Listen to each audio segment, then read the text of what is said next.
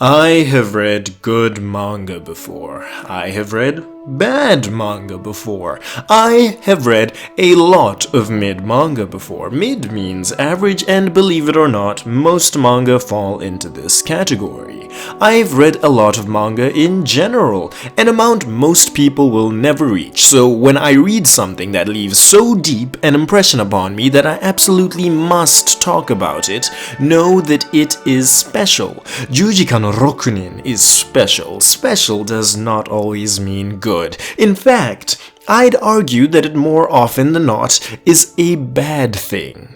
Special ed, special surveillance target, 50% off special on the food in the grocery store that's been sitting there for a day and a half. That's the kind of special Juujika no Rokunin was. From afar, the hot dog looks good. When you get close, you notice that the oil seems old, but it's half off and you don't think they'd be selling it at all if it was unsafe, so you buy it.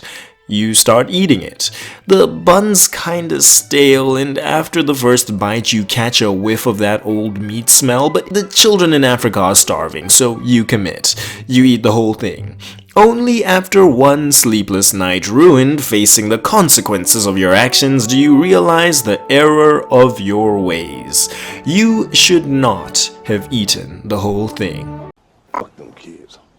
Content warning. If there's anything that exists that triggers you, this manga has it. Get out while you can. It's a nice day in Niigata. The sun is shining, the birds are chirping, and the kids are all out on the playground having fun. Wait, what was that? Look closer? Oh, they're all bullying someone.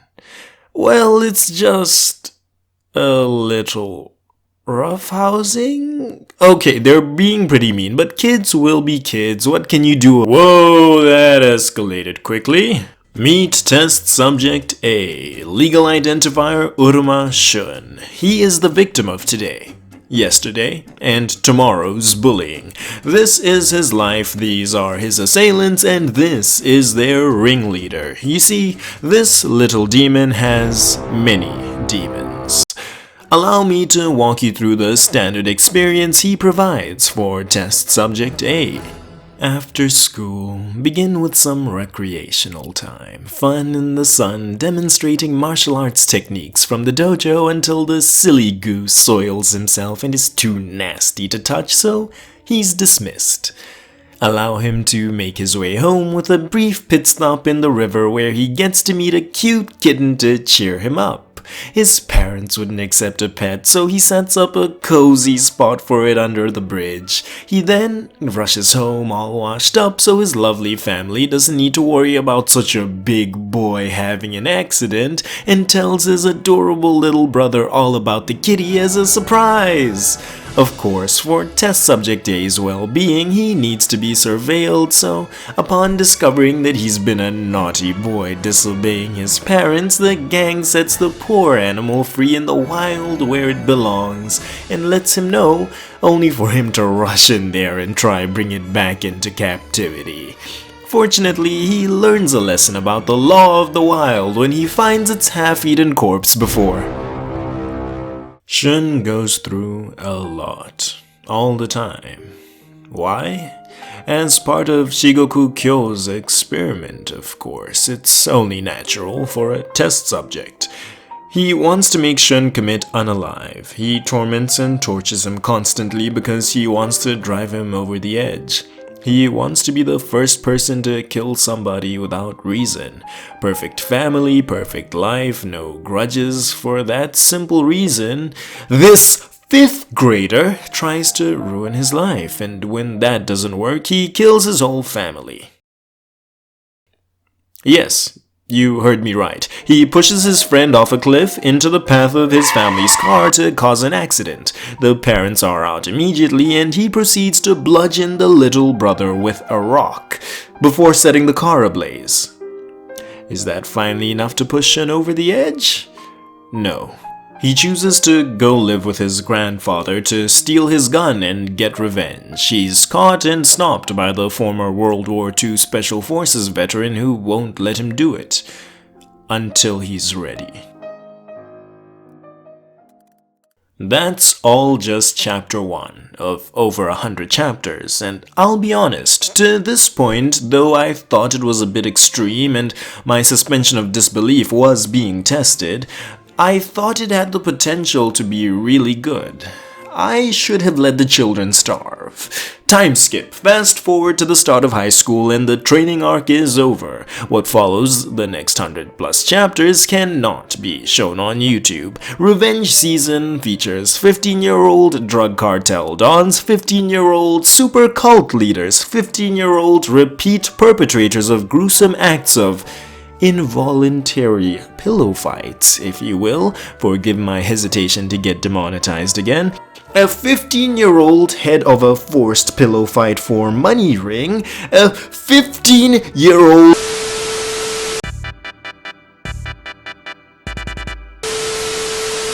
And as if that wasn't enough, I don't care what kind of excuses you try to give me, the characters are not deep or misguided, the writing is garbage, save for the grandfather who gets no lines but still needs to be investigated for turning a child into a murder machine by the age of 15. My problems don't end there though. Every female character either gets treated like an object, is an object, or thinks like an object, which should not be a genuine criticism I have to make in, checks calendar, Gregorian year 2023 AD. Look at her. In chapter 2, she is introduced as the first named female character. By chapter 15, she's had 3 involuntary pillow fight scares, and she's one of the extremely lucky ones. I'm not against the idea of graphic violence in manga, but the atrocious execution in this manga has left it distasteful, edgy, and honestly offensive. That's without even getting to the torture Shun carries out in his revenge, which ranges from that pulling machine we've all seen to removing all of somebody's skin to this device. I'll allow your imagination to run wild as you try to figure out what he does with that. I mean, sure, he's usually doing it to people that deserve it, but good lord, this stuff is vile. It's like a slow-motion car crash. The potential it had in chapter 1 was so strong that you end up reading the entire thing in one sitting without doing anything else, waiting to see if it ever turns the corner, but it doesn't. It's exactly the same all the way through. Everyone I know who's read this has done it in one go and never touched it again. All 100 chapters in a single day, night, or morning. Honestly, if I could unread this, I would, but because it's too late for that, I might as well turn the experience into a video and make it worthwhile. In case you are colorblind, this was by no means a recommendation, and you should consider it a cautionary tale of sorts. Please subscribe. I'm running out of the copium that keeps me going, and I'm in dire need of validation. Out of time for today, this has been Ken-chan evading my real-world responsibilities.